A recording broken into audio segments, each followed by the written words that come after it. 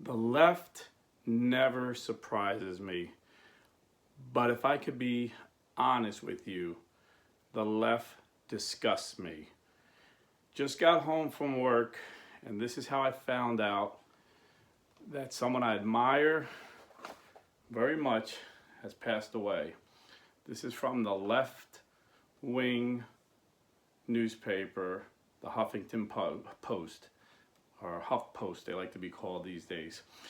And unlike my left-wing critics, I don't live in an echo chamber. I get alerts from all the left-wing magazines, newspapers. I read them all. I want to know what everybody's thinking. I don't want to just know what my side's thinking. So let me just read the front page of the Huffington Post this morning, today. Bigot, misogynist, homophobe, crank, Rush Limbaugh, dead. I'm not making this up. We can see that. It's the Huffington Post. So, Rush Limbaugh dies on Ash Wednesday. Although Rush was not a Catholic, he was a believer. He didn't wear it on his sleeve. He didn't shove it down people's throat. But he believed that Jesus Christ was his Lord and Savior. And, I never read a script when I do these videos, but I usually think about what I'm going to say. I didn't even think about it. I seen that article. I got a few minutes to get ready for Mass, and I just wanted to say a few kind words that everything there he was a complete opposite of. The left has been lying about him since the 80s when I first started listening to him. And, people on our side seeing how the left constantly lied about Trump and took things out of context or left things out. And they were surprised. I wasn't surprised because they did it to this guy. They've been doing it to this guy since the 80s. You see, when he came on the radio, all there was left-wing radio hosts. There was no conservative, nobody giving another side of the story. You had the left controlling radio. And on TV, you had ABC, NBC, CBS. And like today, they're all left-wing bias media. And they try and act like they're objective. But to any thinking person who does a tiny little bit of research, you know that they're biased and they're left-wing.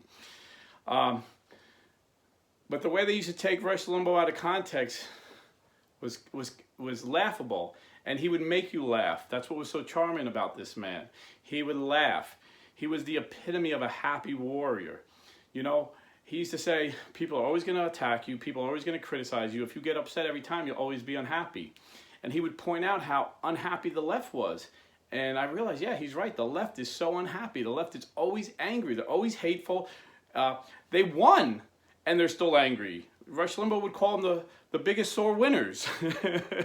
They won, and they're still attacking us and men on our side. And although Rush Limbaugh was an imperfect man, and he would be the first to admit that, he was a good man, relatively speaking, to people today. He gave a lot to charities, a lot of money to Wounded Warriors, Tunnels for Towers, pro-life organizations. And, there was a French philosopher, and like I said, I didn't prepare, so I'm not going to try and say his name because I'll mess it up if I'm not reading it. But there was a French philosopher who came to America in the 1800s. He wanted to know what made America great. And after touring the country for a year, he said, America is great because America is good. And Rush believed that America was still good. Rush believed America was great. And his passion was to defeat those who thought America was bad from within. On the left, they think America is bad. They think America is the problem. Rush thought America was the solution, and most Americans agreed with him. That's why he had such a huge following. So when Rush came on the radio in the 80s, I was sitting in my car.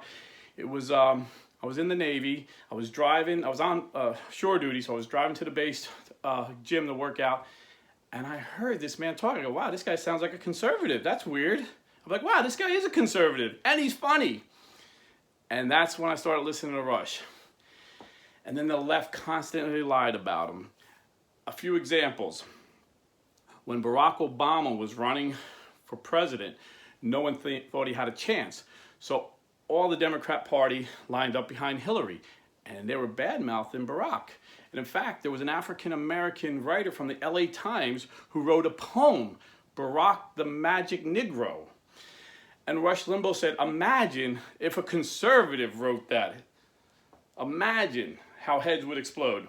So he did a parody and made us a song, Barack the Magic Negro. All he was doing was repeating what this left-wing writer from the LA Times wrote, and the media went nuts, calling him a racist. Then, when some of the Democrats started backing Obama, Bill Clinton had a meeting, I believe it may have been Robert Byrd, you know, the KKK leader who became the Democrat Senate Majority Leader. I believe it was Robert Byrd, or may have been someone else. His name escapes me. But what was said was factual. Bill Clinton said to this other senator, you can't be thinking about supporting Barack. You know, a few years ago, that boy would have been serving us coffee. This is what Bill Clinton said. And then Rush Limbaugh repeated it. And they said Rush Limbaugh was a racist for saying that.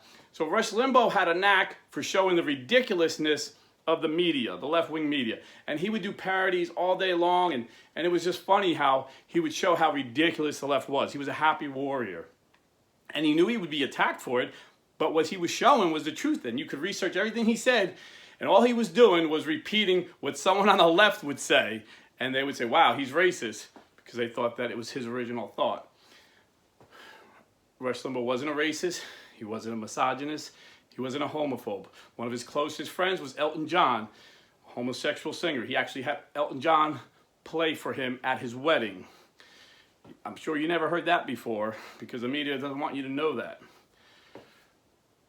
Another thing, the media, not only does the media attack like leaders in the conservative movement, they attack the people. I mean, it was obvious. Hillary was obvious, calling us all deplorables. Obama was obvious when he said we're gun clingers and Bible clingers. We cling to our Bible and our guns, and we're afraid of anyone who looks different. That was how Obama looked at the average American. But even the media does that. And I'll give you a case in point.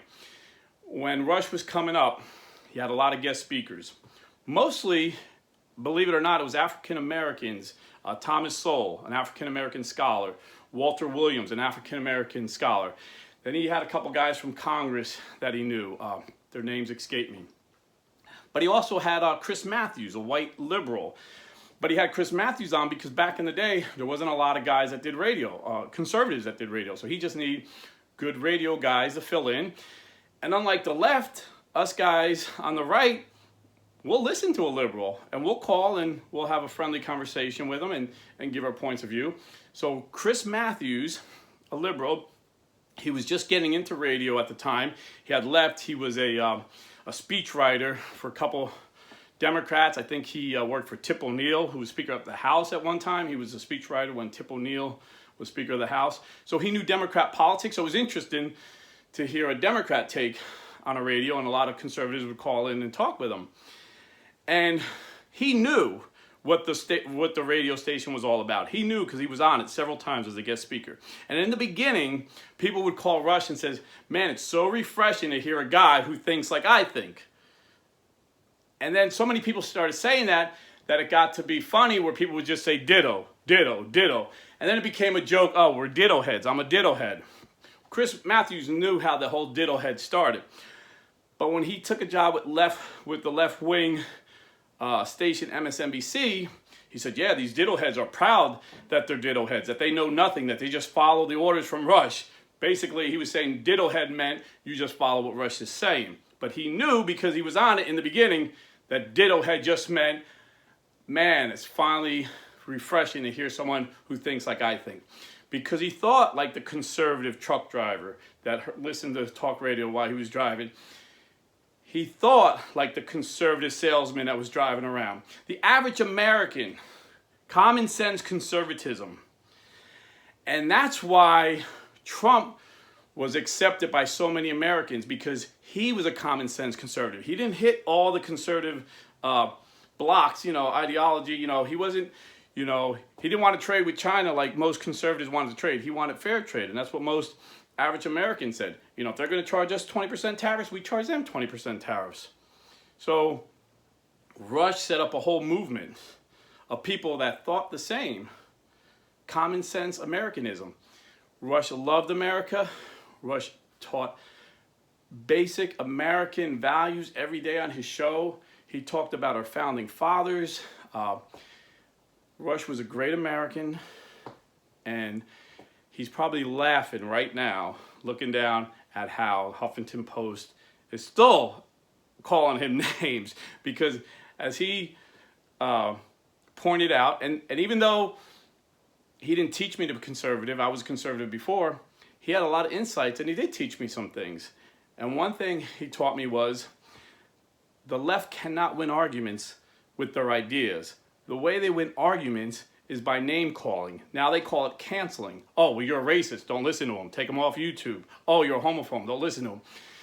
And that's what the left does. And they're still calling him names even after the man is dead. And another thing he taught me was if the media makes you, the media could take you down. And I was just talking about Chris Matthews. And he wasn't a staunch liberal left wing. He was liberal, he was Democrat, but he was like an old school liberal. But the media made him out to be like this Rachel Maddow, extreme liberal left wing. And then the media took him down. And now he's nowhere to be found. The media can never take Rush Limbaugh down because the media didn't make him. His ideas resonated with American people. So no matter what the liberal media called him, they could never take him down. He's the most successful man on radio in history, bar none. So, like I said, today's Ash Wednesday. I'm going to light a candle and say a prayer for Rush. He wasn't a Catholic, but he was a believer in Jesus Christ. And he was a strong, strong pro-life advocate. And I think he would endorse me saying,